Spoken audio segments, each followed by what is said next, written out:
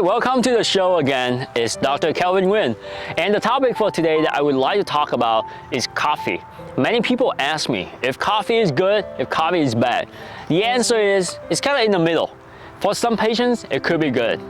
For some, it's not good, or it actually can do some harm. Let's talk about how good is that.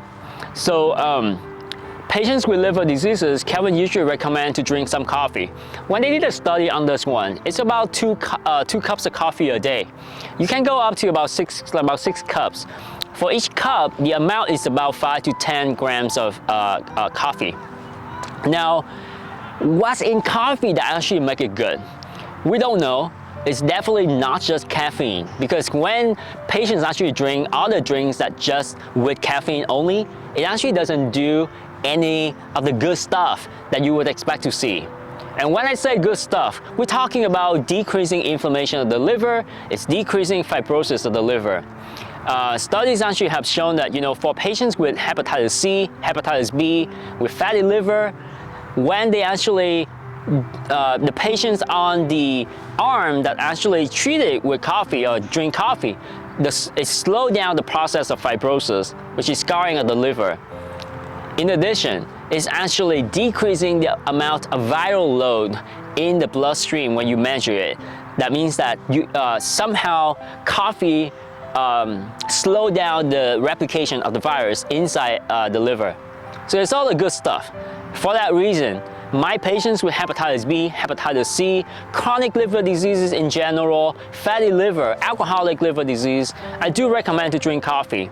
And just straight up, 2 cups of coffee a day, and that will be sufficient to benefit the patients. Now, if you have fatty liver though, I would try to stay away from cream, stay away from sugar. As you know, that would actually make fatty liver worse. So for that reason, in that situation, I would recommend black coffee. So that is one indication that why coffee is actually good for you. Now, let's talk about why is that bad. So there's one thing about coffee that is considered bad. So for patients with acid reflux, for example, if you have acid reflux, the sensation of heartburn, the sensation of some, acid going up from the stomach to the esophagus is annoying and it's irritating. Coffee increases the acid production in the stomach. For that reason, patients with acid reflux, we do recommend to stay away from not just coffee in general, but anything with caffeine. So that we're talking about strong tea, we're talking about pre-workout drinks, we're talking about chocolate. It's a huge thing right now. It's holiday season, as you can imagine. A lot of people actually eat chocolate and drink cocoa, right? So when you're doing that at night, we don't want you to eat a lot at night, because eating late at night will contribute to acid reflux. So caffeine in general is not good for patients with acid reflux. And this is the population that I highly, highly, highly recommend to stay away from it. One last thing about coffee that can be detrimental to the patients. If you have history of arrhythmia, you have history of insomnia, or even migraine, you should be careful for these type of patients. They might be exposed to coffee and it's actually exacerbate the symptoms, aka it increase your heart rate, put you in arrhythmia, and that's not a good thing, right? I mean, you don't want to enjoy coffee and then end up in the ER, or being admitted to the hospital or to the CCU.